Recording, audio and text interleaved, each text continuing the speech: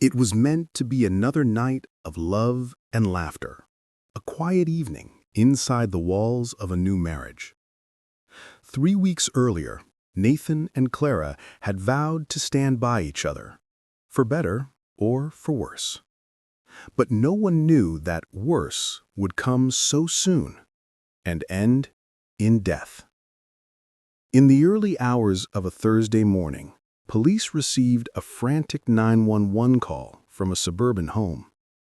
The voice on the other end was shaking, breathless, and soaked in panic. "Please hurry. My husband's not breathing. There's blood everywhere." When officers arrived, they found the bedroom door unlocked. Inside, Nathan lay motionless on the bed, the white sheets drenched in crimson. The room was still, eerily peaceful, except for the faint metallic smell of blood that hung heavy in the air. 25 stab wounds, each deliberate, each powerful, and each made while the victim was asleep. Sitting beside the bed, covered in blood, was Clara, the newly wedded wife. She wasn't crying, she wasn't screaming, she just stared blankly at the floor, whispering to herself, "He made me do it. He made me." Detectives rushed in, scanning the scene for signs of struggle, but there were none. No forced entry, no broken windows, no sign of a robbery. Just two people, a husband and the woman he loved, and a knife that told a story she couldn't hide. What could make a woman, barely a month into marriage, take the life of her husband in such a brutal way? What kind of love story ends with 25 stab wounds? To find those answers, investigators began digging into the couple's past. What they found was a marriage built on lies, jealousy, and a secret that would shock even the closest of friends. Because this murder didn't start that night. It began long before, in the moments when love started to rot from the inside. And to understand what truly happened inside that blood-soaked bedroom, we must go back to where it all began. Back to the day Nathan met the woman who would one day love him and destroy him. Before the murder, before the blood and betrayal, there was love, or at least what the world thought was love. Nathan Carter was the kind of man people admired. At 34, he had what many called the dream life, a stable career as an architect, a new house in the suburbs, and a charming smile that made him instantly likable.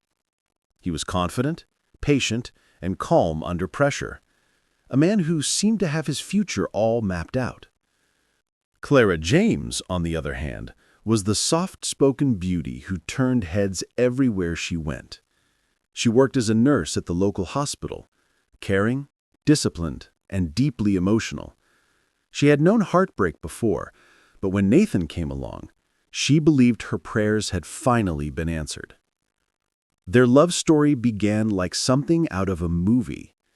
They met at a charity event, introduced by mutual friends. Nathan said later that he noticed her laugh before he ever noticed her eyes. Clara said she loved how safe she felt around him, that he made her believe again in forever. Within 6 months, Nathan proposed, and by the end of that same year, they were married in a beautiful ceremony that drew tears from nearly everyone who attended. Family, friends, neighbors, everyone spoke about how perfect they looked together. A match made in heaven, one guest had said that day. But heaven has a strange way of hiding its cracks until it's too late to repair them. Behind those wedding smiles was a woman battling silent storms, insecurities, jealousy, and fear of abandonment. Clara loved deeply, almost obsessively. She wanted every part of Nathan's life to revolve around her. His time, his attention, his heart. And at first, Nathan gave her all of that. But as the honeymoon ended, life crept back in. Long hours at work, phone calls from colleagues, messages from friends. Small, harmless things, but in Clara's mind, every call was a threat. Every message, a betrayal waiting to happen. Friends later recalled how Clara would ask strange questions. Do you think he's still talking to his ex? Why does he keep locking his phone lately? Why does he come home late when he says he's at work? At first, Nathan laughed it off, brushing it aside as newlywed nerves. But what he didn't realize was that Clara's love was slowly turning into obsession. Every smile he gave another woman, every hour he stayed late, every unread message planted another seed of doubt in her mind. Still, to outsiders, they looked perfect. They went to church together, posted couple photos online, and shared matching his and hers mugs on social media with captions like, "Forever starts now." But forever was already cracking beneath the surface. One evening, Nathan's friend, a close colleague, posted a group photo from an office dinner. In the picture, Nathan was sitting beside a woman, smiling casually. Nothing unusual. But when Clara saw that photo, something inside her broke. She didn't say a word that night, but she started watching. Quietly. Every call, every message, every move. The love that once made her feel alive now began to consume her. And soon, she would uncover something she wasn't ready to see. Something that would change everything. Because one night, while Nathan slept peacefully beside her, Clara decided to follow her instincts. And what she discovered on his phone would lead to blood. It began like any other evening. The clock had just crossed 11 p.m., and Nathan had fallen asleep on the couch, exhausted after a long day at work. The television hummed softly in the background. Clara sat beside him, scrolling through her phone, pretending not to notice the glow of notifications lighting up his. A message flashed across his screen. At first, she told herself not to look. She wasn't that kind of wife, she thought. But something inside her whispered, "Check it." The screen dimmed, then lit up again. This time, she saw the name. A name she knew. A name that made her heart skip. Maya. Maya wasn't just anyone. She was Clara's closest friend. Her bridesmaid, her confidant, the one who helped her pick out the wedding dress. Hands trembling, Clara reached for Nathan's phone. Her heart pounded against her ribs as if warning her, "Don't do this." But curiosity had already crossed over into fear. She unlocked the phone, scrolled through the messages, and there it was. Months of conversations, secret meetups, late-night calls, and a gallery filled with photos that no married man should have of another woman. The messages told the story in cruel detail. "Can't wait to see you again. I miss the way you touched me. She'll never know." Clara froze. The air around her turned cold. She stared at the screen for minutes, unable to blink, unable to breathe. Every word she read was another stab, not to her body, but to her heart. And then came the one message that broke her completely. Sent just 2 days after their wedding. "I wish you were the one I married instead." Her whole body shook. The tears didn't fall, they boiled. The man she had built her world around, the man she defended, prayed for, and sacrificed for, had been sharing his bed, his secrets, and his heart with her best friend. That night, Clara didn't sleep. She sat on the edge of the bed, staring at him as he slept peacefully, unaware that the truth had been uncovered. Every soft breath he took sounded like mockery. Every movement reminded her that he still had the freedom to rest while she was drowning in betrayal. At dawn, she went into the bathroom, stared at herself in the mirror, and whispered, "I'll make him feel what I feel." From that moment, the woman Nathan once loved was gone, replaced by someone colder, quieter, and dead inside. The next few days, Clara pretended nothing happened. She cooked his favorite meals, kissed him goodbye at the door, even laughed at his jokes. But inside, something dark was growing: resentment, hatred, and a dangerous calm. She started writing things down, strange, cryptic notes later found by investigators. "She broke me. I saw it all. There's no going back now."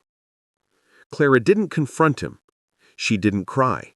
She simply waited for the right moment to make sure Nathan never betrayed her again.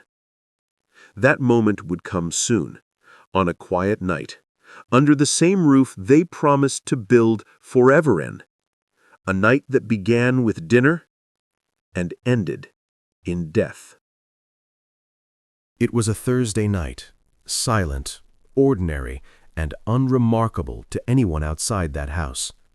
But for Clara, it was the night she had been waiting for. The night she decided to end her pain by ending Nathan's life. Earlier that evening, they had dinner together, pasta, wine, and laughter that sounded too forced to be real. Nathan talked about an upcoming project at work. Clara nodded, smiled, and said all the right words. No one could have imagined that behind those calm eyes, a storm was already forming. After dinner, Nathan retreated to the living room. He turned on the television, half-watched the news, and eventually drifted off to sleep, still holding his phone. Clara sat across the room watching him, her hands tightly gripping the edge of her chair. For hours she said nothing, just watched. Every rise and fall of his chest reminded her of the messages she had read. Every breath he took reminded her of her friend, the woman who should have been out of their lives. Around midnight, she stood up slowly and walked into the kitchen. The refrigerator hummed softly, the only sound in the room. She opened the drawer and pulled out a knife. Not the biggest, not the smallest, but sharp enough to end a life. She stared at the blade for a long time. Her reflection looked back at her, pale, empty, almost unrecognizable. Then, without a word, she turned off the kitchen light and walked back toward the bedroom. Nathan was already in bed by then, deep asleep. His phone was on the nightstand, face down. She picked it up one last time, swiped it open, and scrolled to Maya's chat. Her eyes landed on one final message he hadn't seen yet. "I miss you tonight." That was the last thing she ever read. Slowly, she placed the phone back on the table, pulled the blanket off his body, and stood beside him. For a few seconds, she hesitated. Her breathing became uneven. The knife trembled in her grip. Her mind screamed to stop, but her heart was already too broken to listen. The first stab pierced his chest. Nathan gasped, half awake, confused and terrified. Before he could speak, the second one came, then a third. Soon the room filled with the wet, sickening sound of steel meeting flesh, over and over again. 25 times in total.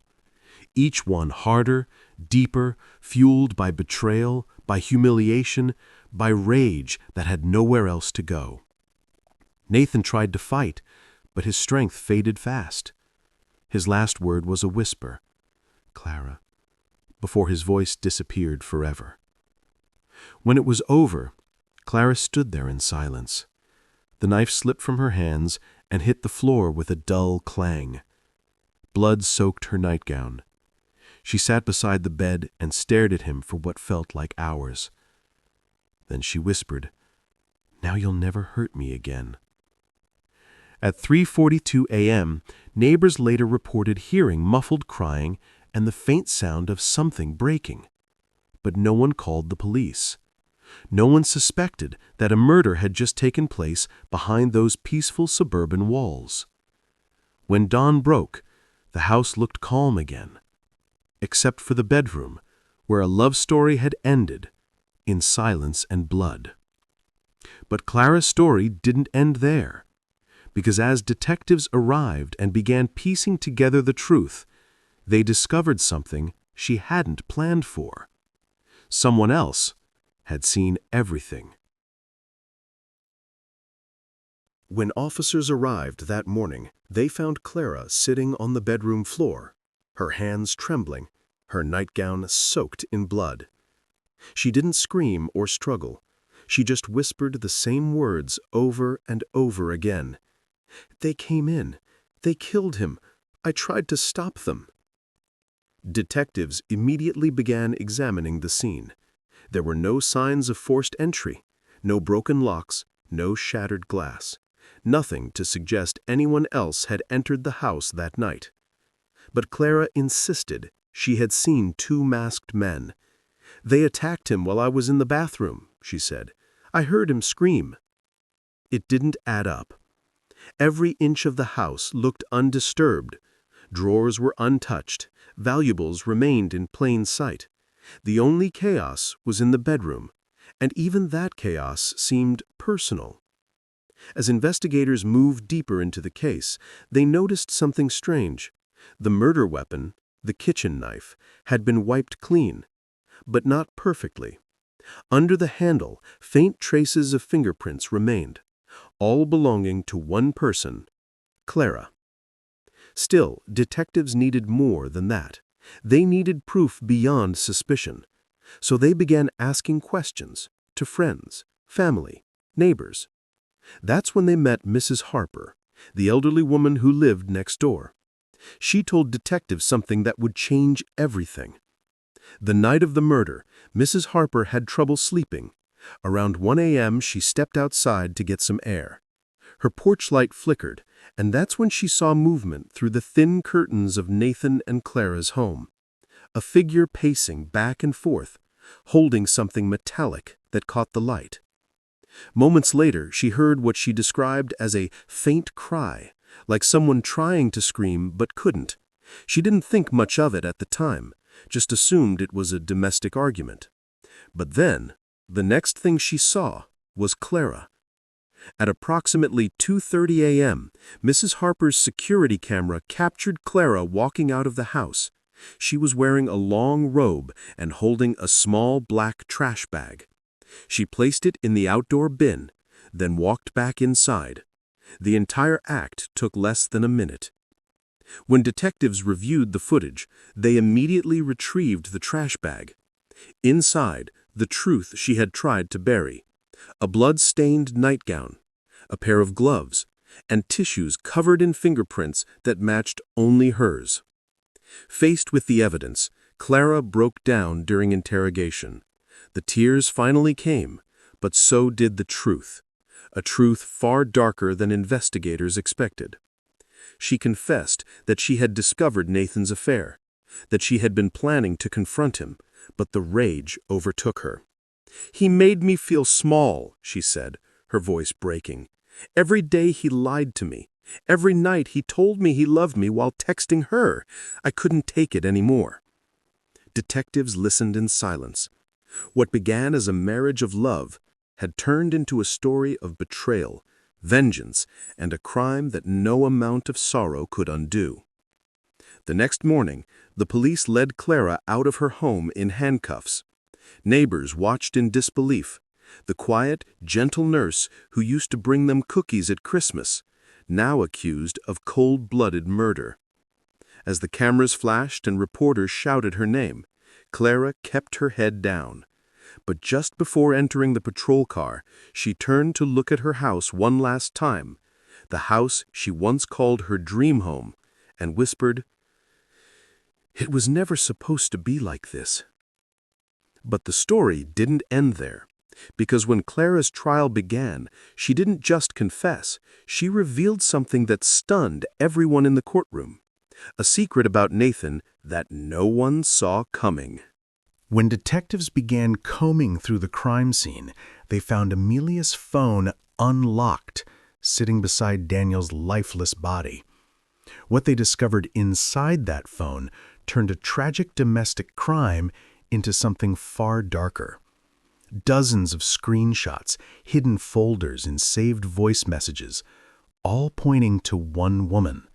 Not a stranger, not a coworker, but Amelia's closest friend, her maid of honor, Claire. Claire had been part of their story from the very beginning. She helped Amelia pick out her wedding dress. She held her bouquet. She smiled through the photos. And all the while, she was having an affair with Daniel, the groom. The messages revealed a secret relationship that started long before the wedding. Late-night meetups, coded texts, even plans for a future that didn't include Amelia. One message stood out among them, dated just days before the murder. Once the wedding dust settles, she'll find out eventually. Maybe it's time to end it before she does. Those words were from Daniel to Claire. It wasn't just betrayal. It was planning. It was premeditated deceit, a love triangle wrapped in smiles and sealed with lies. Detectives believe that Amelia had stumbled upon everything the night before the murder. She had been scrolling through Daniel's messages after hearing his phone vibrate while he was asleep. And there, in plain sight, was the message that broke her. A photo of Claire wearing the same necklace Amelia had gifted her on her wedding day, with the caption, "Miss you already." That was the breaking point. That was when love transformed into fury. The next morning, Claire was brought in for questioning. Her hands trembled, her eyes swollen from tears, but her words were sharp. She claimed Daniel told her Amelia was unstable, that the marriage was a mistake, and when asked if she knew about his death, she whispered, "I never thought she'd actually do it." But the truth was more tangled than anyone imagined, because what police found next, hidden in Daniel's office, would twist this story into something even darker than betrayal. Detectives searched Daniel's office the next morning. At first glance, it looked ordinary. Papers, contracts, his laptop still open on the desk. But when they checked a small locked drawer beneath the filing cabinet, they found something that changed the course of the investigation entirely. Inside were 2 USB drives, a stack of hidden photographs, and a handwritten note. The note read, "If anything happens to me, check the files. They'll explain everything." At first, the detectives thought Daniel had written it to protect himself from Amelia. But the timestamp told a different story. The note was dated 3 weeks before the wedding. That was before Amelia even moved into the house. They opened the first USB drive, and what they saw sent chills down the spine of the lead investigator. Dozens of video clips, secret recordings of arguments, emotional breakdowns, and intimate moments between Daniel and multiple women, including Claire. But it didn't stop there. There were also bank transactions, hidden accounts, payments made to unknown individuals, and one of the names that appeared repeatedly was Amelia's younger brother, Luke. Suddenly, the narrative shifted. This wasn't just a story of infidelity. It was a web of manipulation, blackmail, and revenge, and somehow Amelia's family was part of it. Investigators began piecing the puzzle together. It appeared Daniel had been hiding something much bigger than an affair. He was under pressure, possibly being extorted. The videos, the files, the secret accounts, all suggested he was paying to keep something from coming to light. But what? When detectives confronted Amelia in custody, She sat silent for hours until one question broke her composure. "Did you know Daniel was being blackmailed?" Her head shot up. Her voice trembled. "He said he'd ruin my family. He said he'd expose us if I ever left him." And just like that, everything changed. This wasn't just an act of rage. It was an explosion of fear, desperation, and buried secrets coming undone. But the question remained. What secret could be so devastating that it drove a newlywed wife to stab her husband 25 times in his sleep? As detectives dug deeper, they realized Daniel's murder wasn't just about a broken heart. It was about a truth buried so deep it could destroy multiple lives if it ever surfaced. Inside Daniel's laptop, a single folder caught their attention. It was password protected, labeled simply AM. At first, they assumed it stood for Amelia. But once they cracked the password, the truth hit them like a tidal wave. The folder contained old photographs, adoption records, and DNA test results, all tied to one haunting revelation. Daniel and Amelia weren't just husband and wife. They were half-siblings. According to the documents, Daniel's late father had a secret affair decades earlier with a woman who later gave birth to Amelia. Neither of them ever knew the full truth.